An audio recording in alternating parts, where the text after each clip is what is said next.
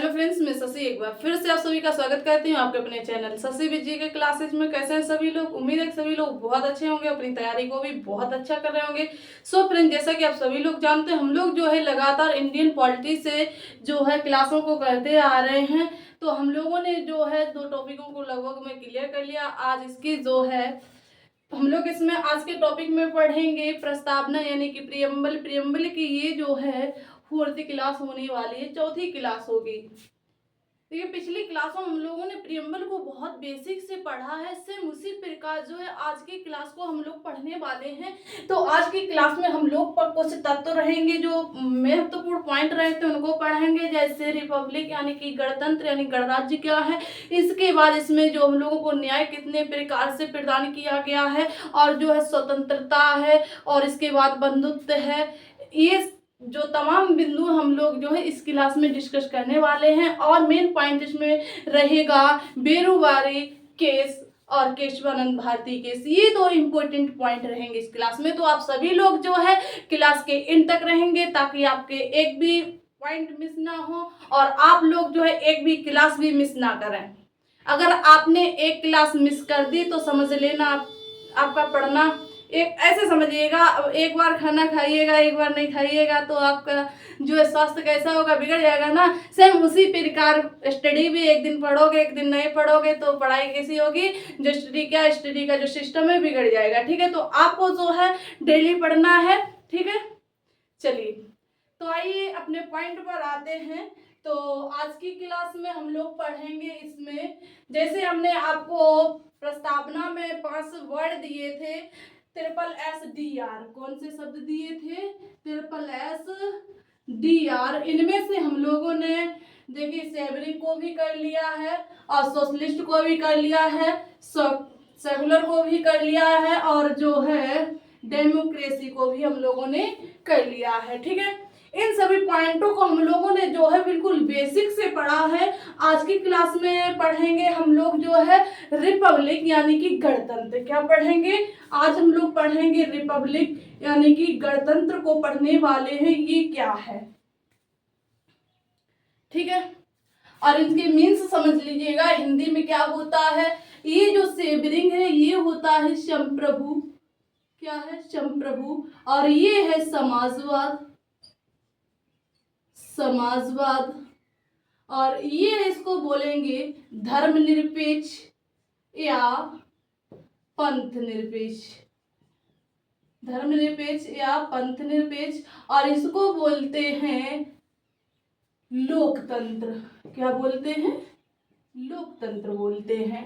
ठीक है, इनमें से हम लोगों ने संप्रभु को भी पढ़ लिया, यानी जिसके पास निर्णय लेने की संपूर्ण शक्ति होती है उसे संप्रभु कहते हैं। समाज यानी कि जिसके पास अर्थव्यवस्था से संबंधित निर्णय लेने की शक्ति होती है उसे जो है समाजवाद कहते हैं। ठीक है, और ये जो पंथ निरपेक्ष और धर्मनिरपेक्ष यानी कि कौन सा देश धर्मनिरपेक्ष है, कौन सा देश पंथ निरपेक्ष, यानी पंथ निरपेक्ष क्या है, धर्मनिरपेक्ष क्या है, किस देश में धर्मनिरपेक्ष के आधार पर सरकार चलती है, किस देश में जो है पंथ निरपेक्ष के आधार पर चलती है। ऐसे सभी पॉइंट हम लोगों ने इसमें जाने थे। और इसके बाद फिर हम लोगों ने जाना था लोकतंत्र। लोकतंत्र क्या है, यानी कहाँ का शासन जो है किस प्रकार चलता है।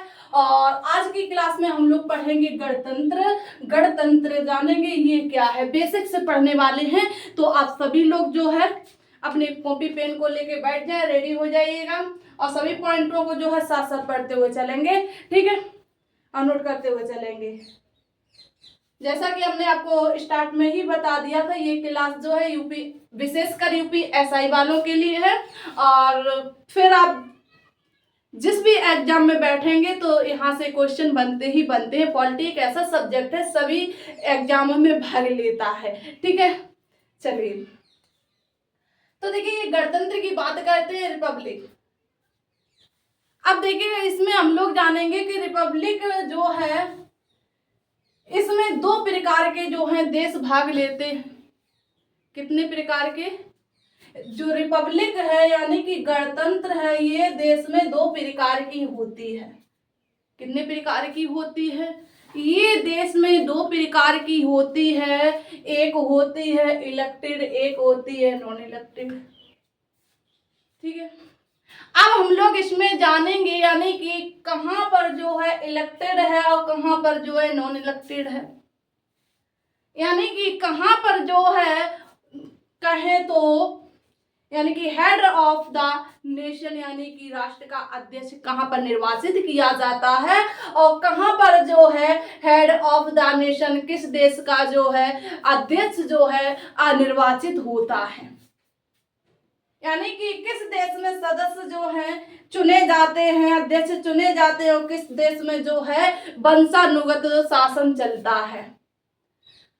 तो ध्यान देना है, इसमें बात करते हैं जो गणतंत्र है या कहें देश में एक होता है हेड ऑफ द नेशन। कौन होता है? तो एक होता है इसमें head of the nation. Head of the nation इसको कहेंगे राष्ट्र का अध्यक्ष। अब आप लोग बताएंगे राष्ट्र का अध्यक्ष कौन होता है? राष्ट्र का अध्यक्ष, राष्ट्र का अध्यक्ष, राष्ट्र का अध्यक्ष कौन होता है? तो कोई बताएगा? राष्ट्र का अध्यक्ष होता है राष्ट्रपति। कौन होता है? प्रेसिडेंट। ठीक है, अब देखिएगा जो हमने आपको बताया गणतंत्र यानी कि जो राष्ट्र का अध्यक्ष होगा निर्वाचित होगा, तो वहां जहां पर जिस देश का अध्यक्ष निर्वाचित होगा वहां क्या होगा? वहां गणतंत्र होगा। वहां की सरकार कैसी होगी? रिपब्लिक होगी। नोट कर लेंगे कि जहां पर यानी जिस देश का अध्यक्ष निर्वाचित होगा वहां क्या होगी? वहां क्या होगा? गणतंत्र होगा। वहां का देश कैसा होगा? रिपब्लिक होगा। ठीक है, वहां किस प्रकार का शासन होगा? तो वहां गणतंत्र प्रकार का शासन होगा। कहेंगे क्या? गणतंत्र। अब आप देखिएगा यहाँ हम लोग जो है लोकतंत्र और गणतंत्र में भी जो है डिफरेंस समझेंगे। ठीक है, चलिए, तो हमने आपको बताया गणतंत्र कहाँ होता है, यानी कि जहां पर जो राष्ट्र का अध्यक्ष है कैसा होता है? निर्वाचित होता है, जिसको चुना जाता है। जहां निर्वाचित होता है इसे लिखेंगे। ठीक है, तो वहां क्या होता है? उस देश में गणतंत्र नहीं रिपब्लिक होता। वह देश कैसा होता है? वह देश गणतंत्र होता है। ठीक है, अब देखिएगा जैसे हमारे भारत को लिया जाए, अपने भारत को लिया जाए, जैसे भारत का राष्ट्रपति है, क्या है? भारत का राष्ट्रपति है। ठीक है, ये कैसा है? ये बताइए, ये क्या वंशानुगत चलता है या फिर इसका निर्वाचन किया जाता है?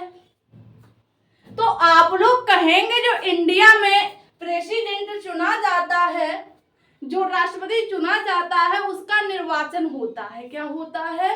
उसका निर्वाचन होता है। तो कहेंगे जो हमारा इंडिया है कैसा है? गणतंत्र है। यही एक एग्जाम्पल लेते हैं किसका? ब्रिटेन का।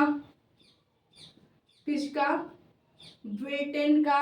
यानी कि जहां पर राष्ट्र का जिस राष्ट्र में अध्यक्ष का निर्वाचन नहीं होता है, जहां अनिर्वाचित होते हैं, नॉन इलेक्टेड होते हैं, तो वहां क्या होता है? वहां गणतंत्र नहीं होता है। वहां क्या होता है? वहां लोकतंत्र होता है। वहां वंशानुगत शासन चलता है। कैसा शासन चलता है? वहां जो है गणतंत्र यानी कि वंशानुगत शासन चलता है। ठीक है, अब देखिएगा हमारे देश का क्या हुआ? राष्ट्रपति हो गया। तो ब्रिटेन का जो अध्यक्ष होगा, ब्रिटेन का जो हेड ऑफ नेशन होगा, ब्रिटेन का जो अध्यक्ष होता है वो कौन बनता है? वहां की रानी बनती है, क्वीन बनती है। ठीक है, राष्ट्र का अध्यक्ष कौन बनता है? तो इसमें राष्ट्र का जो अध्यक्ष बनता है वो बनती है वहां की रानी यानी क्वीन बनती है। ठीक है, क्वीन बनती है। इतना क्लियर हुआ? अब देखिएगा ये जो क्वीन है, जो रानी है, इसका निर्वाचन होता या नहीं होता है? तो आप लोग कहेंगे ये जो ब्रिटेन की क्वीन है, जो रानी है, जो वहां का शासन चलाती है, जिसके द्वारा शासन चलाया जाता है, ये इलेक्टेड नहीं होती है, इसका निर्वाचन नहीं किया जाता है। नोट कर लीजिएगा, इसका निर्वाचन नहीं किया जाता है, इसका निर्वाचन नहीं किया जाता है। ये बात आप लोगों को ध्यान रखनी है। देखिए भारत में जो है, भारत का प्रथम व्यक्ति कौन होता है? राष्ट्रपति होता है। तो राष्ट्रपति का क्या है? निर्वाचन किया जाता है, ये इलेक्टेड होता है। और जो ब्रिटेन की जो प्रथम नागरिक मानी जाएगी, वहां की क्वीन मानी जाती है, रानी मानी जाती है, ये नॉन इलेक्टेड होती है, इसका निर्वाचन नहीं होता है। ये पॉइंट आप लोगों को याद रखना है, ध्यान रखना है। यहाँ का शासन कैसे चलता है तो आपको बता देना है। यहाँ का शासन जो है वंशानुगत चलता है। कैसा चलता है? वंशानुगत चलता है। यानी कि इसकी बेटी ये है, फिर रानी की बेटी रानी बनेगी, फिर इसकी बेटी रानी बनेगी, फिर इसकी बेटी रानी बनेगी, नहीं, वंश के अनुसार जो है यहाँ का शासन चलता है। सॉरी, ठीक है।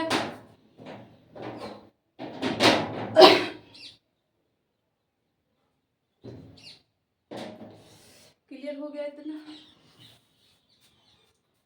तो देखिएगा अब यहाँ पर एक बात और जो इम्पोर्टेंट हो जाती है, हमने आपको बताया भारत कैसा, भारत एक गणतंत्र राज्य या कहेंगे देश है, गणतंत्र देश है।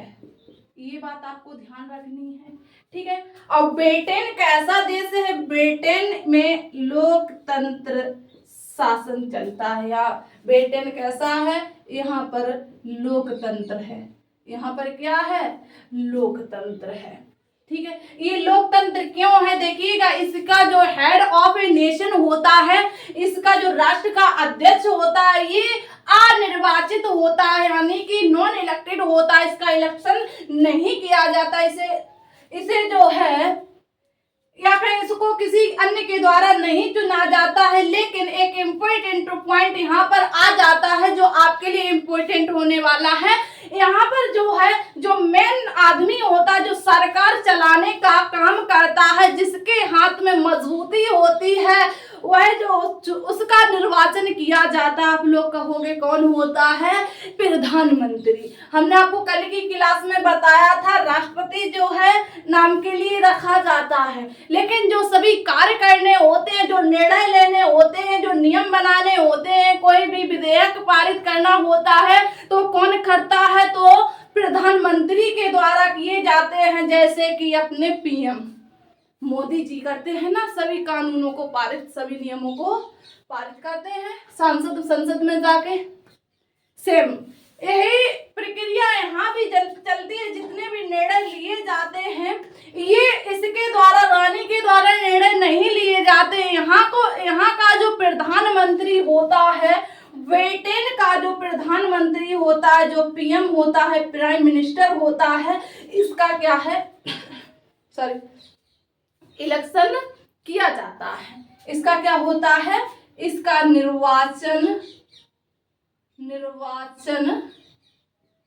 किया जाता है, इसका निर्वाचन किया जाता है। अभी अब आप लोग कहोगे कि अभी ब्रिटेन, आपने बताया था कि ब्रिटेन में इलेक्शन नहीं होता है, अब बोल रही हो कि ब्रिटेन में इलेक्शन होता है। तो देखिएगा, हमने आपको बताया है जो ब्रिटेन का हेड ऑफ ए नेशन होगा, यानी कि जो हेड अध्यक्ष होगा, उसका निर्वाचन नहीं होता है। ये पॉइंट आपको याद रखना। और जो इसमें जो प्रधानमंत्री होगा, जो नियम कानून चलाने का अधिकारी होता है, जो कानून बनाता बिगाड़ता है, तो उसका निर्वाचन किया जाता है। इसीलिए जो है ब्रिटेन लोकतंत्र है। ये बात आपको ध्यान रखनी है।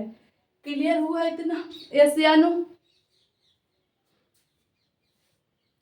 या कहेंगे ब्रिटेन एक गणराज्य नहीं है, भारत एक गणराज्य है, या गणतंत्र देश है, भारत में लोकतंत्र है या नहीं है? आप लोग बताएंगे। और इसके बाद जो है यहाँ के प्रधानमंत्री का जो है चुनाव किया जाता है। ओके, अब देखिएगा यहाँ पर एक प्रश्न बनेगा कि भारत में गवर्नमेंट इलेक्टेड है। ओके, सही। चलिए, हाँ, प्रश्न है कि अब ऐसे मिलेगा जो ए और आर में आते हैं कि निम्न में से कौन किसका कथन किसके प्रश्न होता है कि किस कथन को सही माना जाएगा। कथन को चुनिए ना, किस कथन को सही माना जाएगा। अब देखिएगा यहाँ पर जो पॉइंट दे देते हैं आर और मान लीजिए कोई और वर्ड ले लिया हम लोगों ने के, ठीक है। तो इसमें लिख दिया है कि भारत एक गणराज्य है। भारत एक गणराज्य है। और इसमें लिख दिया के में लिख दिया कि ब्रिटेन में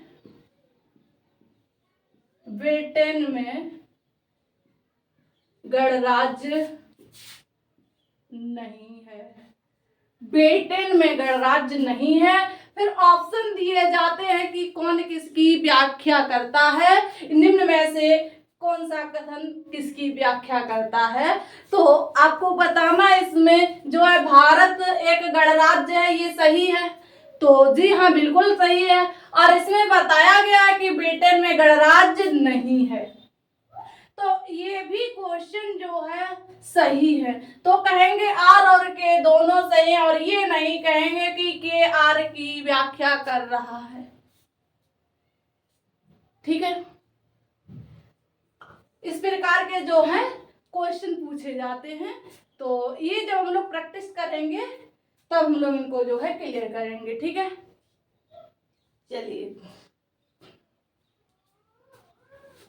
इतना क्लियर हो गया। चलिए, अब देखिएगा, ये था गणतंत्र, और आप लोगों ने लोकतंत्र और गणतंत्र में डिफरेंस समझा, यानी कि लोकतंत्र क्या है और गणतंत्र क्या है। कैसे आनो में आंसर देंगे। फिर इसके बाद हम लोग जो अपनी फिलोसफी पे आते हैं, फिर इसके आगे जो है पढ़ेंगे। जैसा कि हमने आपको बताया था, ये SSSR सभी के जो हम लोगों ने सभी की अच्छे से व्याख्या कर ली है। ठीक है, अब हम लोग नेक्स्ट पॉइंट पढ़ेंगे, जो इसमें से देखिएगा जो SSSR है, इनसे जो है हम लोगों को देखिएगा जो भारत की जो प्रस्तावना, भारत के संविधान में जो प्रस्तावना है, इसमें कहा था कि हम भारत के लोग भारत को संप्रभुता, समाजवाद, धर्मनिरपेक्ष, पंथ निरपेक्ष, लोकतंत्र तथा गणतंत्र देश बनाएंगे या बनाना चाहते हैं। तो ये सभी उन लोगों को नियम मिल गए। तो इन नियमों के बाद इन्हें किसकी आवश्यकता पड़ी? तो हमने आपको बताया, इन्हें इतने अधिकार मिल गए तो इन्हें फिर किसकी आवश्यकता पड़ी? तो इनको फिर न्याय की आवश्यकता पड़ी। किसकी आवश्यकता पड़ी? इनको फिर न्याय की आवश्यकता पड़ी। ठीक है,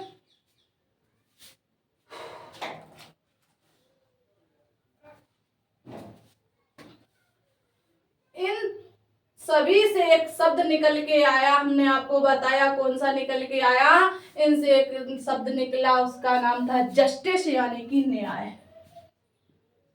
जैसा कि हमने आपको पिछली क्लास में बताया था, जब ये क्लास स्टार्ट की थी, जस्टिस ये कितने प्रकार से प्रस्तावना से प्रदान किया गया। तो आपको बताना है जो प्रस्तावना से जस्टिस है, जो न्याय है, ये 3 प्रकार से प्रदान किया गया। कितने प्रकार से प्रदान किया गया है? तो ये 3 प्रकार से हम लोगों को प्रदान किया गया है। कौन कौन से हैं? तो आपको बताना है। एक तो हम लोगों को ये किस प्रकार से प्रदान किया जाता है? एक तो किया जाता है ये सामाजिक रूप से। कैसे किया जाता है? सामाजिक रूप से। ठीक है, सामाजिक न्याय। और जो है दूसरा है आर्थिक न्याय, आर्थिक न्याय। और तीसरा जो है ये किस प्रकार, राजनीतिक न्याय। क्या है, राजनीतिक न्याय। तीन प्रकार से जो है प्रस्तावना से हम लोगों को न्याय प्रदान किया गया है। ठीक है, अब देखिएगा ये क्या, सामाजिक न्याय क्या है। सामाजिक न्याय यानी कि समाज में कोई भी कार्य होगा तो प्रत्येक व्यक्ति का अधिकार बनता है कि कोई भी न्याय है तो सभी को समान अधिकार है कि उसको भी न्याय दिया जाए। ठीक है, देखिए अगर आप देखिएगा कोई स्कूल है, जैसे मान लीजिए कोई गवर्नमेंट कॉलेज है, ठीक है, और उसमें फीस कम है, और जो प्राइवेट कॉलेज है उसमें फीस अधिक है। लेकिन लोगों की मांग है कि ये जो प्राइवेट कॉलेज है, स्कूल है, इनको बंद कर दिया जाए और जो गवर्नमेंट कॉलेज हैं ये चालू बने रहे। ठीक है, तो देखिएगा अब लोग अपने विचार रखेंगे, उनका अधिकार है कि वो सामाजिक रूप से न्याय अपना विचार रख सकते हैं, तो अब उनके विचार रखने पर क्या उनको न्याय मिलना चाहिए या नहीं मिलना चाहिए? बिल्कुल मिलना चाहिए। ठीक है, सामाजिक रूप से इनको क्या है, न्याय मिलना चाहिए। अपने अपने विचार हैं, अगर देखा जाए तो ये सही विचार है।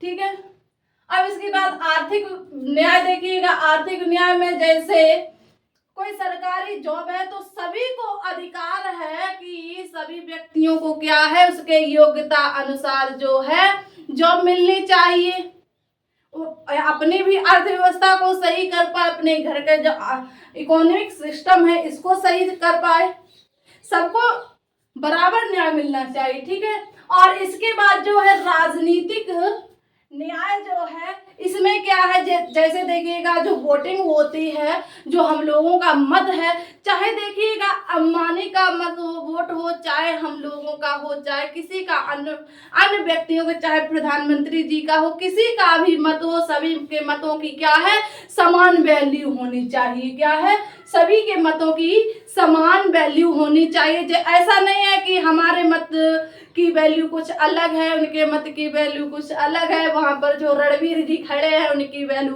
वोट की वैल्यू कुछ अलग है, ऐसा नहीं है। सभी के मतों की वैल्यू क्या है, समान होनी चाहिए। क्या एक प्रकार का न्याय है।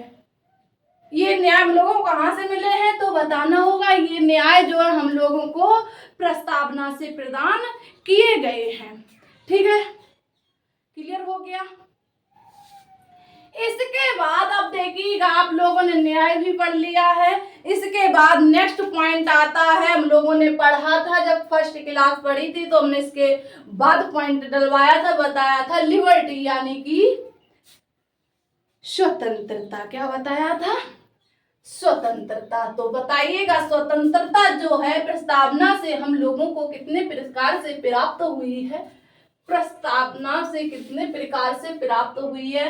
देखिएगा इन शब्दों से जो है हम लोगों को स्वतंत्रता कितने प्रकार से प्राप्त हुई है, तो आप कहेंगे जो हमारी स्वतंत्रता है प्रस्तावना से जो है हम लोगों को 5 प्रकार से प्राप्त हुई है। कितने प्रकार से प्राप्त हुई है, तो 5 प्रकार से प्राप्त हुई है। जैसे कि हमने आपको बताया क्या, लिबर्टी। पहले तो पॉइंट बनाएंगे लिबर्टी। यहाँ पर देखिए एक शब्द और निकल के आता है, ये क्या है, लिबर्टी है। इसका अर्थ होता है, क्या होता है, स्वतंत्रता होता है। क्या होता है, स्वतंत्रता होता है। और देखिएगा एक होता है फ्रीडम। क्या होता है, एक होता है फ्रीडम। इसका अर्थ भी क्या होता है, इसका अर्थ भी फ्रीडम होता है। अब आप लोग कंफ्यूज हो गए कि ये क्या है, तो ध्यान देने के योग्य ये बात है, जो फ्रीडम है इसका अर्थ भी क्या है, स्वतंत्रता है। जो लिबर्टी है इसका अर्थ भी क्या है, स्वतंत्रता है। लेकिन ये जो संविधान में है अपने अलग अलग अर्थ रखते हैं, अलग अलग जगह प्रयोग किए गए हैं। ठीक है, अब देखिएगा जो स्वतंत्रता है लिबर्टी के आधार पर अगर देखा, जो प्रस्तावना के आधार पर, प्रियम्बल के आधार पर अगर हम लोग देखेंगे तो जो है ये 5 प्रकार से हम लोगों को प्रदान की गई है स्वतंत्रता। कितने प्रकार से प्राप्त की गई है? तो 5 प्रकार से जो है प्रदान की गई है, ठीक है। और इसके बाद जो फ्रीडम है, फ्रीडम की अगर हम लोग बात करेंगे तो जो फ्रीडम शब्द है हमारे प्रस्तावना में, भारत के संविधान की जो प्रस्तावना है, फ्रीडम शब्द का प्रयोग नहीं किया गया है। किसका प्रयोग नहीं किया गया है? तो आपको बताना, इसमें जो शब्द दिया गया है फ्रीडम, इसका प्रयोग नहीं किया गया है, सिर्फ लिबर्टी का प्रयोग किया गया। अब आपको देखिए यहाँ पर ध्यान देना है, जो फ्रीडम शब्द है इसका प्रयोग संविधान के अनुच्छेदों में किया गया है। कहाँ किया गया है? तो इनका जो प्रयोग है, इंडियन का जो कॉन्स्टिट्यूशन है, संविधान के जो आर्टिकल हैं उनमें प्रयोग किया गया है। तो ध्यान देना है, जो स्वतंत्रता है अगर अनुच्छेदों में देखी जाएगी तो ये 6 प्रकार से प्रदान की गई है। कितने प्रकार से प्रदान की गई है? तो ये 6 प्रकार से प्रदान की गई है। जैसे बात करते हैं अनुच्छेद 19, अनुच्छेद कौन सा? 19, इसमें भी जो है स्वतंत्रता प्रदान की गई है। तो ये स्वतंत्रता जो है संविधान के आर्टिकलों में प्रयोग होती है, ठीक है। और आगे हम लोग जो पढ़ेंगे अभी अनुच्छेद 12 से लेकर 32 तक, 35 तक, या फिर हाँ ठीक है 32 तक ही होगा, ठीक।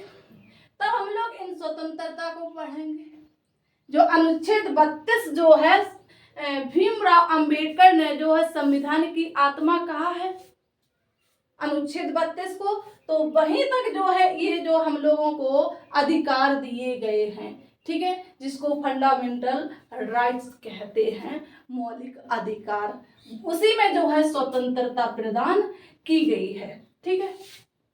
आगे हम लोग अभी पढ़ेंगे, आप लोग परेशान नहीं होना है। तो इतना हमने आपको बस कुछ समझने के लिए बता दिया है कि इसमें क्या डिफरेंस है, ठीक है। तो अब आपको कंफ्यूज नहीं होना है। यहाँ पर प्रश्न पूछा जाएगा कि जो है यहाँ पर देखिए स्वतंत्रता तो मिलेगा क्वेश्चन में, लेकिन आपको इसका इंग्लिश मीनिंग भी देखना पड़ेगा। यानी कि लिबर्टी बोल रहा है या फिर फ्रीडम बोल रहा है। अगर लिबर्टी की बात करेगा तो जो है लिबर्टी प्रस्तावना में 5 प्रकार से प्रदान की गई है। अगर फ्रीडम की बात करेगा तो आपको कितने प्रकार बताने होंगे? 6 प्रकार से प्रदान की गई है, ठीक है। इतना क्लियर हो गया? चलिए अब देखिए हम लोग आते हैं अपने पॉइंट पर, यानी कि लिबर्टी जो है 5 प्रकार से कौन कौन से हैं जो ये प्रदान की गई है। तो जैसा कि हमने आपको फर्स्ट क्लास में बताया था, जो हमारी लिबर्टी है 5 प्रकार की है। कौन कौन से हैं आप लोग बता सकते हैं? जिन साथियों ने फर्स्ट क्लास को पढ़ा है वो बता सकते हैं अच्छे से, और जिन लोगों ने नहीं पढ़ा है वो लोग जो है फर्स्ट क्लास से लेकर जितनी भी अभी तक क्लासें हुई हैं सभी क्लासों को क्रम वाइज पढ़ेंगे, ताकि सभी पॉइंट अच्छे से क्लियर होते जाएं, ठीक है। देखिए मेरी कोई भी क्लास होगी जिस टॉपिक से संबंधित होगी, जितनी भी क्लासें होंगी एक दूसरे से जुड़ी हुई होंगी, ठीक है। तो आपको सभी क्लासें पढ़नी है, तभी जो है सभी पॉइंट क्लियर होंगे, ठीक है। अब बात करते हैं किसकी? लिबर्टी की। तो ये स्वतंत्रता जो है हम लोगों को कितने प्रकार से मिली है? तो आपको बताना है 5 प्रकार से मिली है, ठीक है। कितने प्रकार से मिली है? तो 5 प्रकार से मिली है। कौन कौन सी कहेंगे? लिबर्टी थॉट यानी कि विचार की स्वतंत्रता, यानी कि अपने विचार रख सकते हैं, ठीक है। और दूसरी एक्सप्रेशन, अभिव्यक्ति की स्वतंत्रता, अभिव्यक्ति की स्वतंत्रता। नेक्स्ट है इसमें बिलीव, यानी लिबर्टी बिलीव, यानी कि विश्वास की स्वतंत्रता, विश्वास की स्वतंत्रता, ठीक है। नेक्स्ट है फैद, क्या है? फैद, ठीक है, यानी कि धर्म की स्वतंत्रता, धर्म की स्वतंत्रता, ठीक है। और जो नेक्स्ट है ये है उपासना, क्या है? उपासना, यानी कि उपासना की स्वतंत्रता। ठीक है, इसको क्या बोलेंगे? इसको बोलते हैं वर्शिप। क्या बोलते हैं? इसको वर्शिप बोलते हैं। ये पॉइंट आपको याद रखना है। ठीक है, अब देखिएगा कि स्वतंत्रता किस प्रकार से प्रदान की गई है। आप लोग बताएंगे कि प्रस्तावना से हम लोगों को स्वतंत्रता जो है 5 प्रकार से प्रदान की गई है। कौन कौन से विचार? देखिए, अपने विचार को जो है आप लोग स्वतंत्र रूप से रख सकते हैं। कोई भी विचार है, कोई भी बात है, अपनी बात को आप स्वतंत्र रूप से किसी अन्य व्यक्ति के सामने रख सकते हैं। ये क्या आपका अधिकार है, या कहेंगे ये आपको स्वतंत्रता प्रदान की गई है। ठीक है, अभिव्यक्ति की स्वतंत्रता, यानी आप किसी भी बात को अच्छे से व्याख्या करके उसको परिभाषित कर सकते, अपने कार्य को आगे बढ़ा सकते हैं। ठीक है, नेक्स्ट है विश्वास की स्वतंत्रता। आपको स्वतंत्रता दी गई है कि आप किसी पर विश्वास कर सकते हैं। ठीक है, नेक्स्ट है धर्म की स्वतंत्रता। ये भी आपको स्वतंत्रता प्रदान की, आप किसी भी धर्म को मान सकते हैं, किसी भी धर्म की पूजा अर्चना कर सकते हैं। और इसके बाद है उपासना। उपासना का अर्थ आप लोग जानते हो क्या होता है? पूजा अर्चना होता है। ठीक है, अब देखिएगा इसको आप लोग याद कैसे रखोगे? याद करने का बेस्ट तरीका देखिएगा, जैसे गौतम बुद्ध जी थे, एक एग्जांपल लीजिए। कौन थे? भगवान बुद्ध जी थे। उनके मन में क्या आया था? जब ये भ्रमण करने के लिए गए थे तो इन्होंने 4-5 चीजें देखी थी, जैसे वृद्ध व्यक्ति, बुजुर्ग व्यक्ति, या बीमार व्यक्ति, या मृत शरीर, जो कुछ भी देखा है। ठीक है, तो उनके मन में तभी से क्या उत्पन्न होने लगा था? एक विचार उत्पन्न होने लगा था। क्या उत्पन्न होने लगा था? विचार उत्पन्न होने लगा था। जब उनके मन में विचार आया, फिर इन्होंने इसकी अभिव्यक्ति की, इसकी विवेचना की, इसके बारे में जानकारी प्राप्त की। ठीक है, जब जानकारी प्राप्त की, फिर इनको क्या हुआ? उस बात पर विश्वास हो गया। क्या हो गया? विश्वास हो गया। विश्वास के बाद जो है इन्होंने क्या किया? धर्म की स्थापना की। किसकी स्थापना की? जब इनको उस बात पर विश्वास हो गया, फिर क्या हुआ? एक धर्म बन गया। धर्म के बाद फिर लोगों ने क्या है? इसकी उपासना शुरू कर दी, यानी पूजा अर्चना शुरू कर दी। ठीक है, बिल्कुल याद हुआ या सियानो? चलिए, इतना क्लियर हो गया। अब देखिएगा, नेक्स्ट पॉइंट बनाइएगा समानता। ये थी स्वतंत्रता।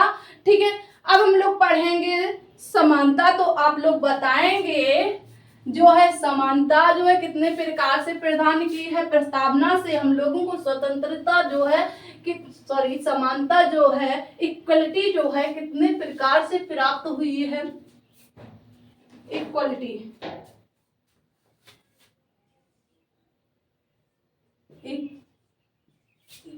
इक्वलिटी।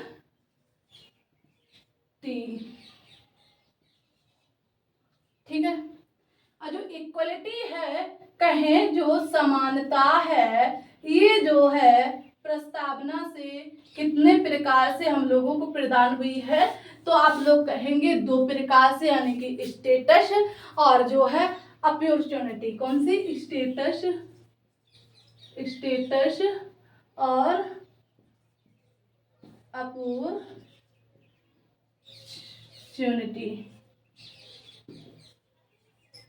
ठीक है, यानी कि स्टेटस का मतलब होता है प्रतिष्ठा। प्रतिष्ठा यानी अपनी जो प्रतिष्ठा है, आप लोग जो है समान रूप से दिखा सकते हैं। अपनी जो योग्यता है, अपनी जो योग्यता है, ये आप जो है समान रूप से दिखा सकते हो। देखिए, अगर आप किसी भी जॉब में फॉर्म अप्लाई करते हैं, ठीक है, अब देखिएगा ये जो है वर्ग से संबंधित हो जाएगा। जैसे आप उच्च वर्ग से निवास करते हैं, कोई निम्न वर्ग से निवास करता है, तो इसमें क्या है? जो उसकी प्रतिष्ठा होगी, अगर उसको तुम्हारे जैसे ही अंक प्राप्त हैं, अगर उसने किसी जॉब में आपके जैसे ही अंक प्राप्त किए अपनी प्रतिष्ठा से, तो उसको जो है समान रूप से कार्य प्रदान किया जाना चाहिए। ठीक है, तो ये इसमें बताया गया है। जो अपॉर्चुनिटी है, ये क्या है? ये है अवसर। और समान रूप से उन्हें क्या है? अवसर प्रदान किया जाना चाहिए। अवसर प्रदान किया जाना चाहिए। ठीक है, क्लियर हो गया? चलिए इतना आप लोग जो है नोट कीजिएगा।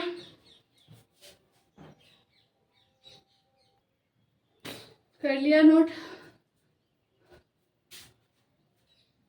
गर्मी बहुत है। चलिए थोड़े पॉइंट और रह गए हैं, आज इसको प्रस्तावना का जो है हिंदी कर देते हैं। ठीक है, कुछ पॉइंट रह गए हैं इसमें जो वो भी क्लियर कर लेते हैं। ठीक है, फिर नेक्स्ट डे हम लोग नेक्स्ट टॉपिक को पढ़ेंगे।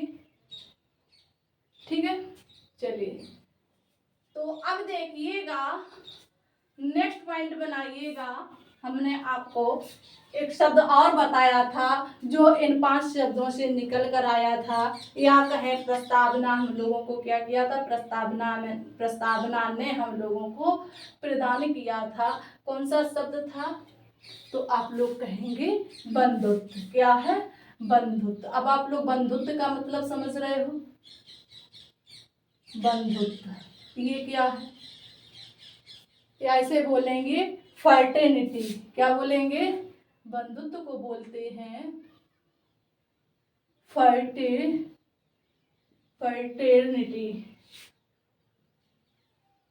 ठीक है, क्या बोलेंगे? फर्टेनिटी। ठीक है, अब देखिए इसका अर्थ क्या होता है तो आपको बताना होगा। जो बंधुत्व है, जो फर्टेनिटी है, इसका अर्थ जो होता है भाईचारा होता है। क्या होता है? भाईचारा होता है। ठीक है, इसका अर्थ क्या होता है? यानी कि भारत में जो फर्टेनिटी है, यानी कि कहेंगे सभी लोगों में क्या है? समानता, यानी भाईचारा होना चाहिए, कभी झगड़ा नहीं होना चाहिए। ठीक है, या कहें कि भारत में सभी लोगों में क्या होना चाहिए? भाईचारा होना चाहिए। कोई भी देश है, ये शब्द बहुत ही इम्पोर्टेंट हो जाता है। यानी कि सभी लोगों में आपस में क्या होना चाहिए? भाईचारा होना चाहिए, कभी झगड़ा नहीं होना चाहिए। ठीक है, क्लियर है? चलिए ये तो अपने देश में फूट फूट कर बड़ा है, भरा पड़ा या नहीं भरा पड़ा है या नहीं है भाईचारा? बट देखने में तो लगता है कि है, पीछे कोई नहीं जानता क्या चलता है आपके मन में या हमारे मन में। ठीक है, अब बात करें जो बंधुत्व शब्द है ये कहाँ से लिया गया है, तो आपको बताना ये जो बंधुत्व शब्द है ये फ्रांस की क्रांति यानी कि फ्रांस से लिया गया है। फ्रांस से लिया गया है, फ्रांस की जो क्रांति हुई थी ये जो है वहां से लिया गया है। अब फ्रांस में ये कहाँ से लिया गया है? तो फ्रांस में ये अमेरिका की क्रांति से लिया गया है। कहाँ से लिया गया है? तो ये अमेरिका की क्रांति से लिया गया। फ्रांस की क्रांति कब हुई थी? तो जो है 1789 में फ्रांस की क्रांति हुई थी। उस समय वहां का शासक कौन था? लुई 16वां था। उसने जो है मौलिक कर्तव्यों का उल्लंघन किया था तो उसको क्या है? फांसी की सजा सुना दी गई थी। ठीक है, ये बात आपको ध्यान रखनी है। ठीक है, अब इसके बाद देखिएगा नेक्स्ट शब्द आया इसमें अखंडता। सभी पॉइंट आप लोगों के लिए इंपॉर्टेंट है। ठीक है, नेक्स्ट शब्द है क्या है? मार्कर नहीं चल रहा। अखंडता। अखंडता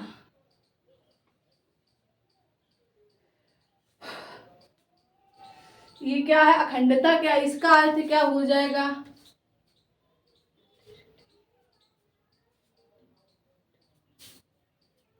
तो देखिएगा जो अखंडता है इसका अर्थ क्या हो जाएगा, और जो एकता है इन दोनों में अंतर समझेंगे। ठीक है, एकता, अखंडता और एकता। ठीक है, इन दोनों शब्दों में जो है अंतर समझेंगे। यानी कि जो अखंडता है, जो एकता है, यानी कि जो इंटरजिटी है और जो यूनिटी है। इंटरजिटी और ये क्या है? इसे बोलते हैं यूनिटी। अब देखिएगा इसमें अंतर क्या होगा।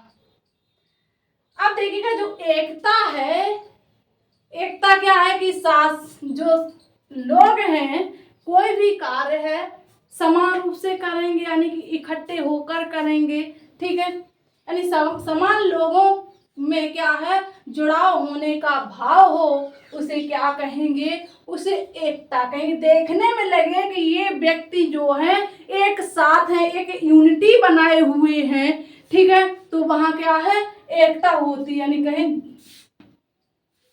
नोट कर लीजिएगा ये कि समान लोगों के बीच, समान लोगों के, समान लोगों के बीच जुड़ाव का क्या है, जुड़ाव का भाव होना चाहिए। जुड़ाव का क्या होना चाहिए, भाव होना चाहिए। इसे क्या कहेंगे, इसे यूनिटी कहेंगे। अब ये इंटरडिटी है, ये क्या है, इंटरडिटी है, जो इसको कहेंगे असमान लोगों के बीच क्या होना चाहिए, जुड़ाव होना चाहिए। तो नोट कर लीजिएगा क्या है, असमान लोगों के बीच, असमान लोगों के बीच, लोगों के बीच क्या होना चाहिए, असमान लोगों के बीच जुड़ाव होना चाहिए, जुड़ाव होना चाहिए। ये है अखंडता और ये है एकता। अब आप लोगों को इसमें डिफरेंस समझ में आया, यानी कि इसमें समान लोग हों, इसमें असमान लोगों में होनी चाहिए एकता, लेकिन जो है जुड़ाव होना चाहिए, महसूस हो, जुड़ाव का भाव होना चाहिए। ठीक है, यहाँ पर नोट कर लीजिए, जुड़ाव का भाव होना चाहिए, यानी फील होना चाहिए कि ये लोग एक साथ हैं। ठीक है, देखने में लगे कि ये लोग एक साथ हैं। देखिएगा, ये हो जाएगा मनोविज्ञान के आधार पर, किसके आधार पर, मनोविज्ञान के आधार पर, पेडोलॉजी के आधार पर, मनोविज्ञान के आधार पर। ठीक है, देखने में लगे। अब देखिए, और जो है यूनिटी है, ये लगे भौगोलिक आधार पर, भौगोलिक के आधार पर। ये बात आपको ध्यान रखनी है। ठीक है, क्लियर है इतना। चलिए अब देखिए, बात करते इसमें एक शब्द जो है, ओके, यहाँ से एक प्रश्न बनता है जो कि बहुत जगह, बहुत एग्जामों में पूछा गया है। शब्द हैं स्वतंत्रता, समानता और बंधुत्व। ये तीन शब्द जो हैं कहाँ से लिए गए हैं, नोट कर लीजिएगा कौन कौन से शब्द। एक है स्वतंत्रता, एक है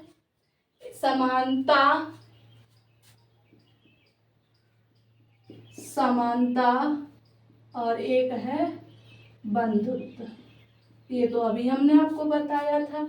ये तीनों शब्द जो हैं किस देश से लिए गए हैं, कहाँ से लिए गए हैं, तो आपको बताना है।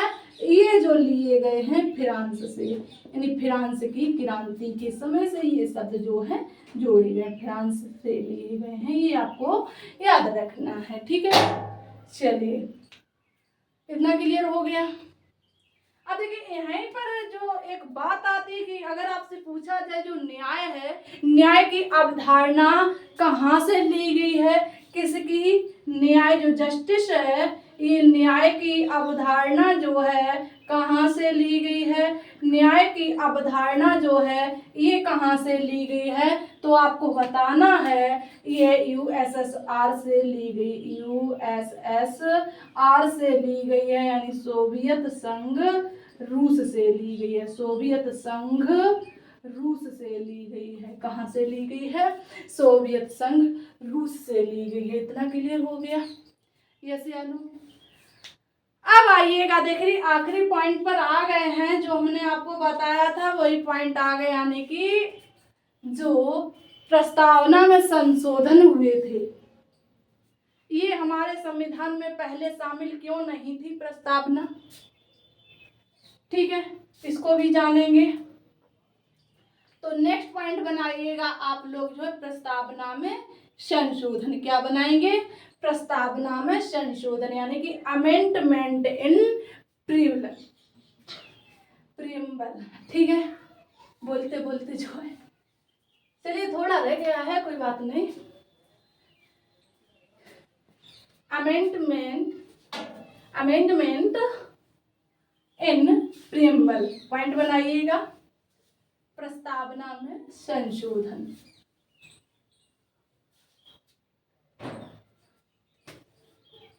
यानी प्रस्तावना में संशोधन कब हुआ, क्यों हुआ? प्रस्तावना में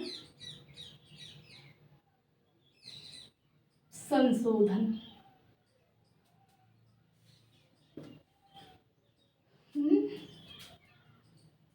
अमेंडमेंट इन प्रीएम्बल।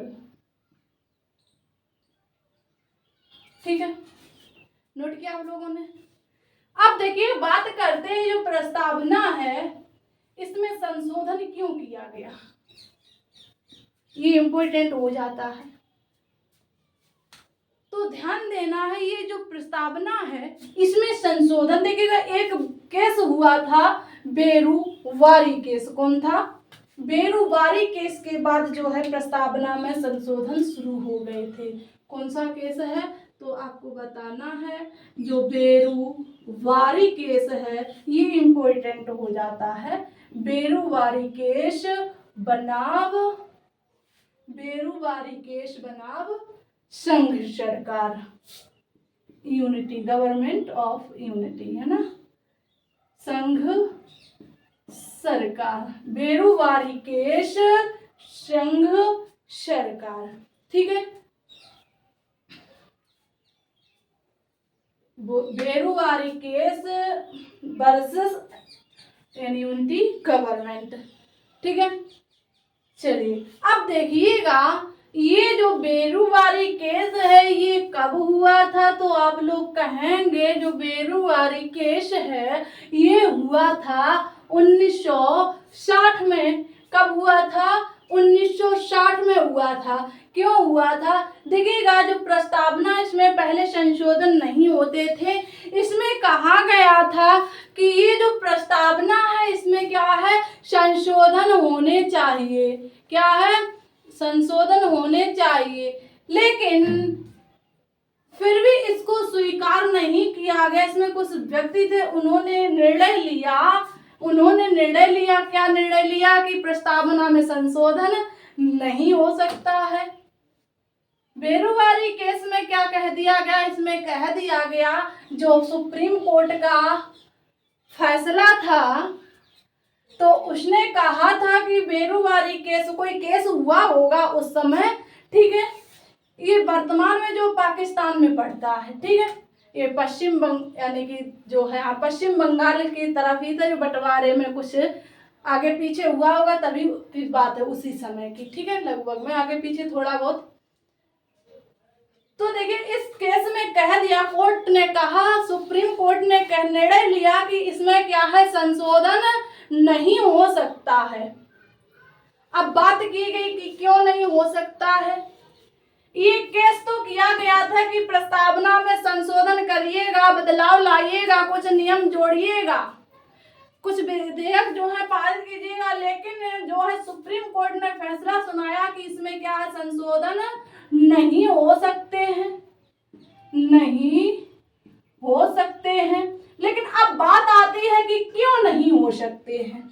तो सुप्रीम कोर्ट का जवाब था कि जो अनुच्छेद 368 है, जो संशोधन से ही संबंधित है, ठीक है, तो उन्होंने कहा जो अनुच्छेद 368 है, आर्टिकल कौन सा, 368 है, इसमें जो है प्रस्तावना में कहीं भी संशोधन की बात नहीं लिखी है। इन्होंने क्या कहा?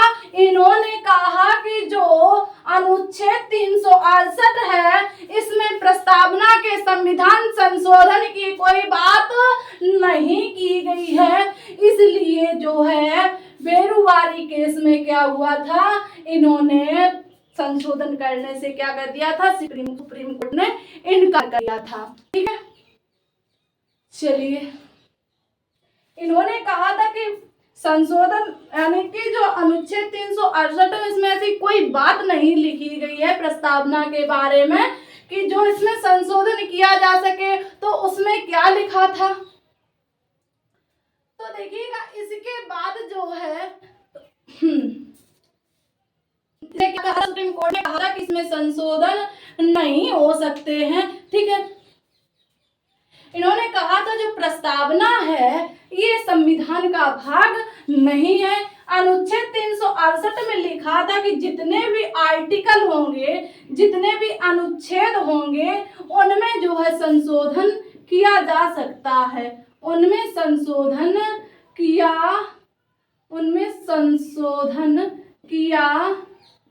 जा सकता है। क्या कहा था कि उनमें संशोधन किया जा सकता है, ये बात अनुच्छेद 368 में लिखी गई थी। जितने भी आर्टिकल होंगे इनमें संशोधन किया जा सकता है, लेकिन प्रस्तावना में संशोधन नहीं किया जा सकता है। क्यों नहीं किया जा सकता है, तो सुप्रीम कोर्ट ने जवाब दिया था कि प्रस्तावना संविधान का भाग नहीं है। क्या कहा था कि जो है प्रस्तावना है, ये संविधान का भाग नहीं है। क्या कहा था, ये संविधान का भाग नहीं है, ये कहा था। पहले ये संविधान में शामिल नहीं की गई थी। ठीक है, क्लियर हो गया। यस या नो में जवाब देंगे। चलिए इसके बाद देखिएगा बात आती है सन 1973 की। किसकी, 1973 में एक और केस आता है, वो है केशवानंद भारती बनाम केरल से ही संबंधित था। ठीक है,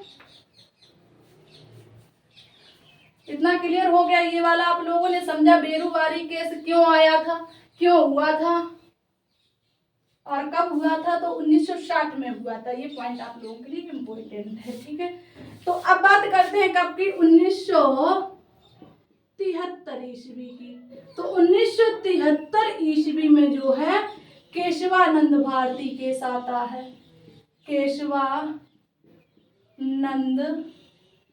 भारती बनाम केरल सरकार, बनाम केरल सरकार। ठीक है, और ये केस क्यों आया था, जो केशवानंद भारती केस है ये क्यों आया था, केरल राज्य कुछ ठीक है।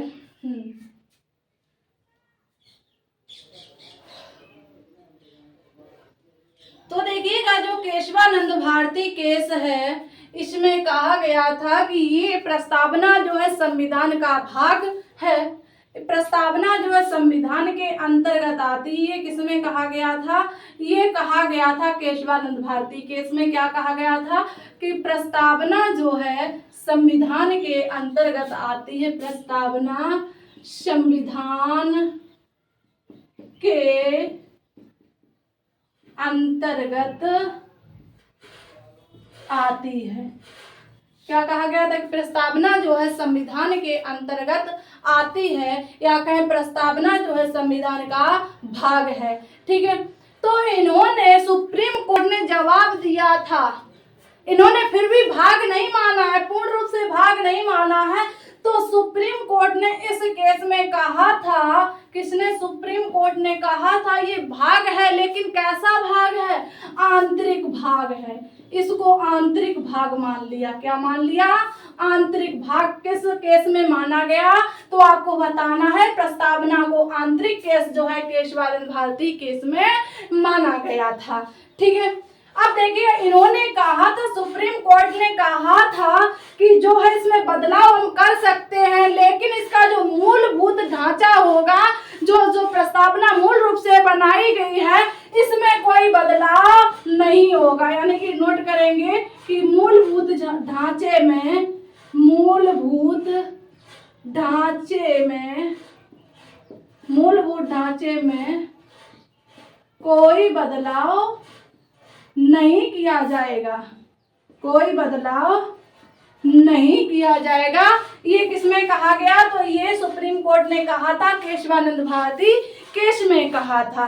ठीक है, क्या कहा था कि जो प्रस्तावना है, इस प्रस्तावना जो मूल ढांचा बनाकर तैयार किया गया है, इसमें कोई बदलाव नहीं होगा। ठीक है, क्लियर हो गया इतना?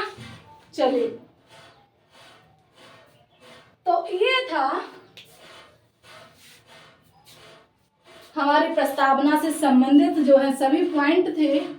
उम्मीद है कि आपको अच्छे से क्लियर हो गए होंगे। ठीक है, बाकी बच्चे अगर कोई देखेंगे, अगर कोई आप लोग अगर देखेगा कोई भी डाउट हो तो डाउट अपने कमेंट बॉक्स आपके लिए खुला हुआ है, उसमें कमेंट कीजिएगा।